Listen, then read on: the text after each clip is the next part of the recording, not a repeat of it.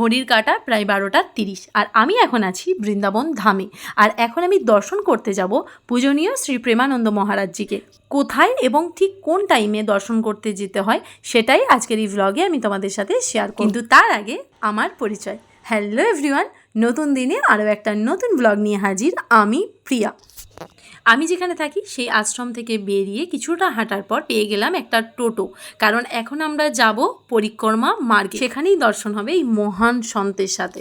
আজকের দিনে প্রেমানন্দ মহারাজজিকে জানে না এরকম হয়তো খুব কম মানুষ আছে, কিন্তু তাও যারা জানো না তাদেরকে বলে দিই, আমার কাছে ইনি একজন মহাত্মা যার 20 বছর ধরে দুটো কিডনি নষ্ট এবং ডাক্তারেও জবাব দিয়ে দিয়েছেন, কিন্তু মিরাক্কেলভাবে তিনি এখনও সুস্থ সবলভাবে বেঁচে আছেন। এমনকি তিনি তার দুটো কিডনির নাম রাধা আর আরেকটি কিডনির নাম কৃষ্ণ রেখেছেন এবং ইনি বৃন্দাবনের মহান মহান সন্তদের মধ্যে একজন। তো চলো এনাকে দর্শন করা যাক। আমি এখন পৌঁছে গেছি পরিক্রমা মার্গে। বৃন্দাবনের যে স্থানই তোমরা থাকো না কেন তোমাদেরকে আসতে হবে পরিক্রমা মার্গে। এখানে এসে তোমাদেরকে অপেক্ষা করতে হবে, কারণ মহারাজজি তার আশ্রম থেকে বেরিয়ে 3টে থেকে 3:30-র সময় পেরিয়ে যান এই রাস্তা হয়ে পরিক্রমা করে রাধা কেলিকুঞ্জ। ঘড়ির কাঁটাতে যখন প্রায় রাত 12:30 থেকে 1টা, তখন বৃন্দাবনের এই পরিক্রমা মার্গে এলে বুঝতে পারবে না যে অ্যাকচুয়ালি টাইমটা হচ্ছে কত। দেখে মনে হচ্ছে যেন সন্ধেবেলা। চারিদিকে অজস্র মানুষের ঢল এবং যে যার জায়গা মতো জায়গা দখল করে বসে পড়ছে, যাতে ওই মানুষটাকে সামনে থেকে একটু দর্শন করতে পারে। যেহেতু লাইফে প্রথমবার এখানে গেছি তাই কিছুই বুঝতে পারছিলাম না। অল্প একটু ফুল নিয়ে হাতে অপেক্ষা করছিলাম ওই মানুষটার জন্য, আর চারিদিকে দেখতে পাচ্ছিলাম তারই এরকম সন্তদের। আমরা যখন পৌঁছেছি তখন চলছে রোডের মধ্যে আলপনা দেওয়া এবং তার মাঝে মাঝে যে যার মতো ফুল এনে এগুলো সাজাতে পারে। প্রথমে ব্যাপারটা না বুঝতে পারলেও পরে পরে বুঝতে পারলাম। চোখে পড়লো যে রাস্তা পরিষ্কার করার কাজও শুরু হয়ে গেছে।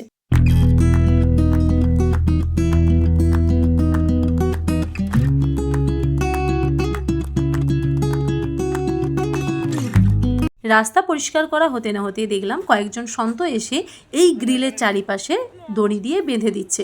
হতে পারে এটার একটা কারণ এটা যে যখন মহারাজজি আসবে যেন ওখানে কোনো দৌড়ঝাঁপ বা কেউ এই রাস্তা থেকে ওই রাস্তায় করতে না পারে, কারণ যেহেতু এখানে অসম্ভব পরিমাণে ভিড় হয় তাতে দুর্ঘটনা ঘটার চান্সই বেশি থাকে। এই দুর্ঘটনা যেন না ঘটে তার জন্যই হয়তো এই স্টেপটা নেওয়া হচ্ছে।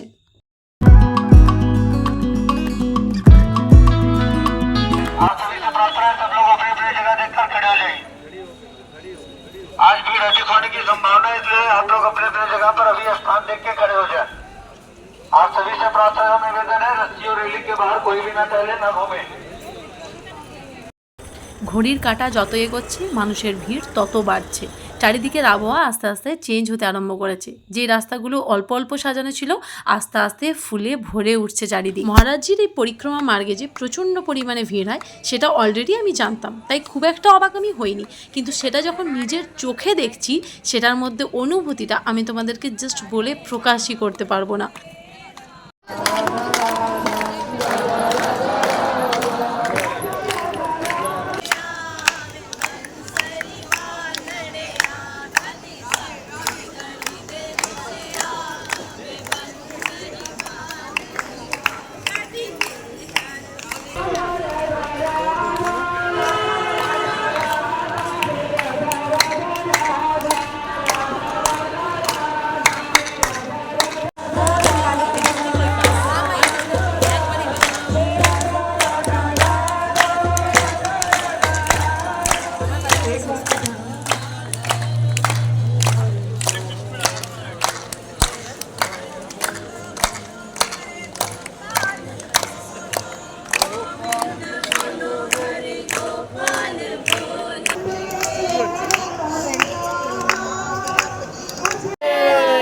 राधे राधे